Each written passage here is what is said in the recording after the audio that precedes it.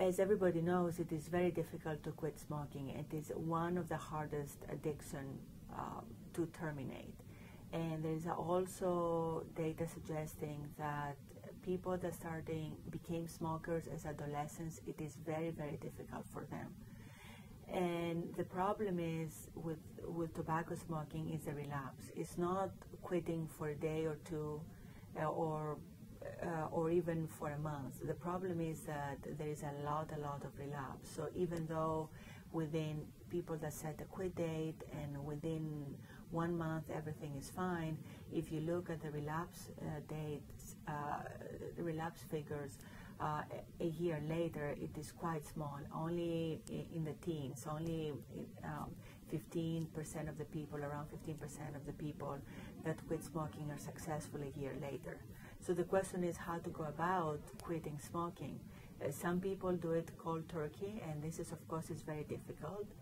There are the nicotine replacement therapies, that is, you use a nicotine patch or some lozenges that contain nicotine, or the nicotine gum, and some people have some success with that. And most recently there have been some pharmaceutical medications that can assist with that. One, it is bupropion, and the other one that is a newer one is varenicline. Bupropion is quite interesting that it is actually an antidepressant medication, which indicates that there is a very close link between depression and smoking. So it is possible that some people that suffer from depression, they're smoking in order to self-medicate their depression, and for these people it is very difficult to quit. So it is very interesting that an antidepressant drug, bupropion, is effective in assisting people in quitting smoking. The other medication that is newer is varenicline, and this is what we call a partial agonist at alpha-4 beta-2 nicotinic receptors. What that means is that this drug binds to the receptors at which nicotine has the highest affinity for, that is, the receptors at which nicotine binds primarily. And when there is a lot of the endogenous substance for this receptor, acetylcholine, then this drug acts as an antagonist. When there is not much, then this drug acts like an agonist. So it's able to modulate the system by having this dual property, and to either stimulate the receptor or inactivate the receptor, depending on how much of the endogenous substance that binds to the nicotinic receptor is there. And with this medication, the success rates for quitting smoking have doubled. So the most important difficulty that people try to quit smoking face is the relapse. And the relapse is triggered by environmental stimuli and events that usually lead to smoking. For example, if a person is used to, the moment they walk out of their building and they finish work, they always had a cigarette. That would always be a very difficult moment for them when they get out of the building and they want a cigarette. Or after taking a flight someplace and leaving the airport, they would want another cigarette.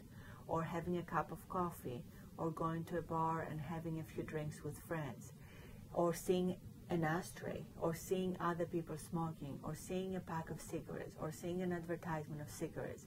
All of these events have been linked with the effects of tobacco smoking. So it is there are so many reminders. It's so difficult because there are so many reminders of the smoking, and these events, they're not just reminders and triggers of memory.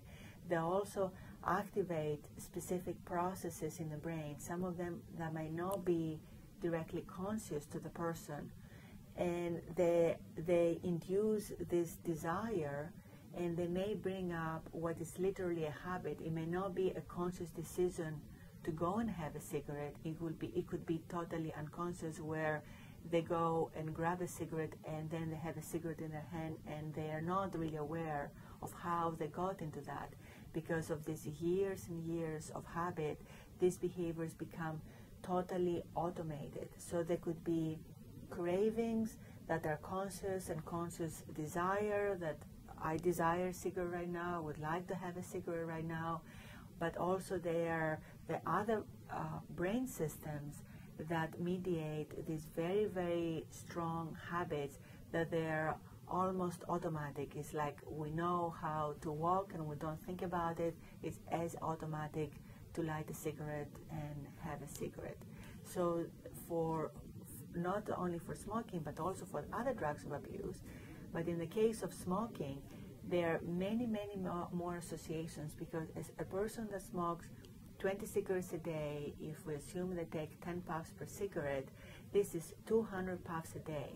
This is 200 repetitions of the same behavior, and 200 instances at which this behavior can be associated with specific events and stimuli in the environment.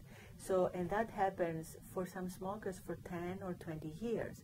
So these are really, really deeply ingrained habits that are very, very difficult to break. So how to go about it, it is indeed very difficult, and it requires a person that has very, very high motivation to quit smoking, and often the motivation comes from thinking about all of the health benefits that the person will have by quitting smoking. So they have to have a high motivation. Secondly, they have to avoid situations that they know they will induce this desire. For example, friends that are other smokers are not going to be very helpful, or going to a bar where they always used to have cigarettes is not going to be a very helpful situation. And so they have to very consciously try to avoid situations that will trigger these other conscious cravings or these unconscious habits for smoking.